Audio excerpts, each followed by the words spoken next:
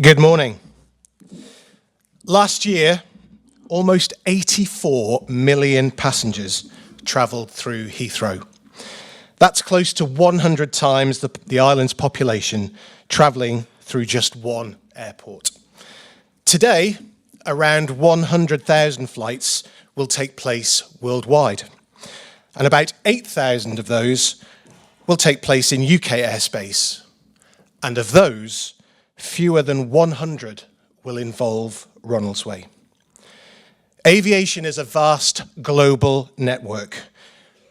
But if your mother is travelling to Liverpool for treatment in the morning, or your best friend from university is travelling halfway across the world for your wedding this weekend, or a business partner is flying in to close a big deal, none of that matters. What matters to you is whether our airport works for you. As someone who's been involved in and passionate about aviation for over 35 years, who gained a private pilot's license before he had his driving license, and as a proud Manxman, born, raised and educated here, I understand this. And the 200 plus people who work for or with the airport understand it too. The Isle of Man depends on its air and sea links. For our residents and visitors, there are only really two viable ways of travelling to and from our island.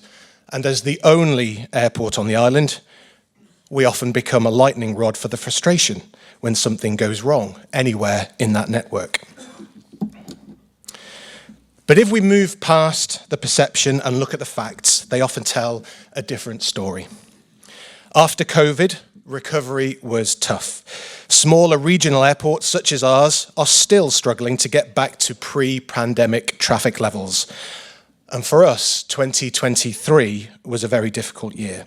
Between January and August that year, we had 215 cancelled departures. On-time performance was poor, and we had to introduce daily ATC rest break closures, which added to the operational complexity for us and our airlines. But the picture has changed. This year, from January to August, we saw only 62 cancelled departures, and 2/3 of those were during the storms in January and February. Punctuality is up, closures are down. But when you strip it all back, passengers care about three things. 1, where can I fly? 2, how much will it cost? And 3, will my flight run on time? These three factors define the experience.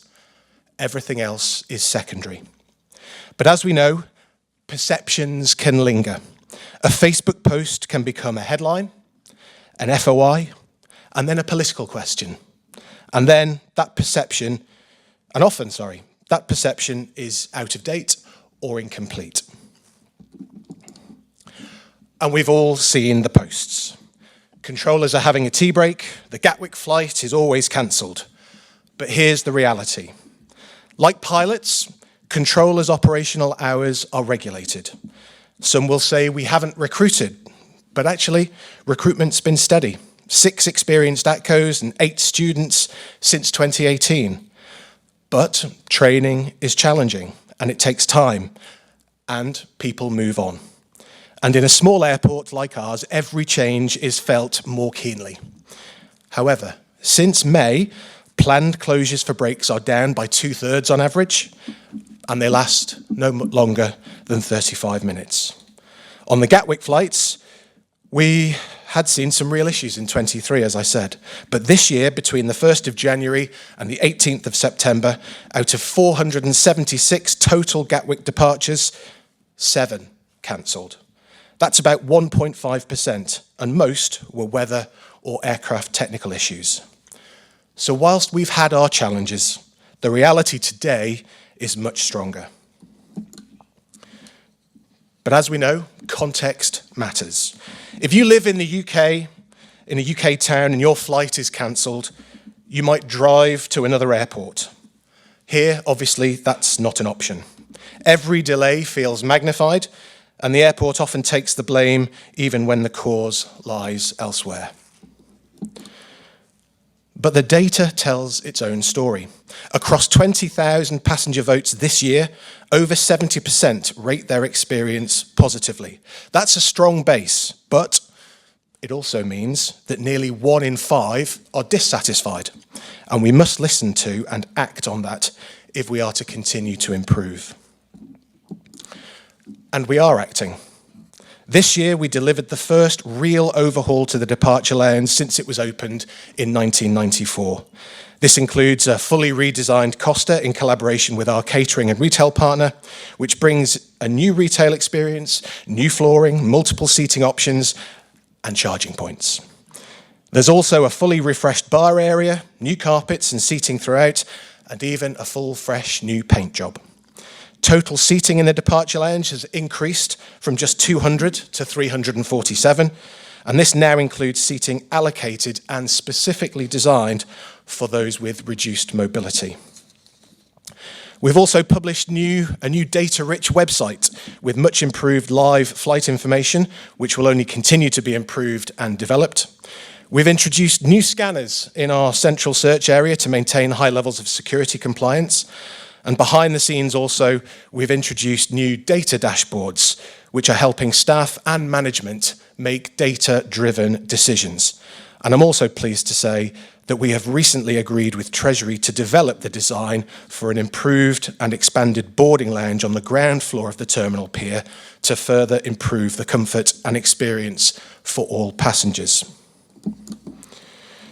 Now, it would be disingenuous if we didn't mention our new security scanners, which we upgraded or started the process of upgrading earlier this year. The work caused some disruption and the queues made the headlines. As you would expect, we follow strict security procedures and adopt the technology standards of the UK for aviation security to ensure that flying remains the safest way to travel. These new machines maintain compliance, but we're not yet able to introduce the type of equipment many of you will have seen at some other airports where large electrical items and liquids can now be left inside your hand luggage. These machines are much larger and heavier, and whilst there will certainly be increasing demand for their convenience, we are taking a phased approach and will look to introduce them when our infrastructure allows. And when we do, the machines we've installed this year, they won't go to waste, as they can be repurposed elsewhere and allow us to create a separate staff search area. So, in short, safe and compliant now, future ready for tomorrow. And as for the queues you saw, we know these are exceptionally rare. Most of the time, passengers pass through our security in minutes. But on our busiest days, our advice is always to arrive 2 hours before departure. Even those at the back of the queue in those photographs were processed within that time. So let me close with this. Our airport isn't perfect. No airport is. But we are making steady, visible progress.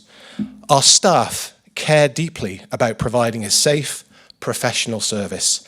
And everything we are doing, whether working with colleagues in the Department for Enterprise on stabilising and expanding routes, improving punctuality, investing in facilities, they all directly support the long-term strategic goals of the government in keeping our island connected, competitive and attractive for residents, visitors and businesses alike. Social media will always magnify problems, but the reality is different. Consistent improvement and a team that cares. And we want to hear from you. Alongside our usual feedback channels, we run a regular passenger forum that meets quarterly at the airport. So if you're a regular traveller and want to help shape the experience, please get in touch. Thank you.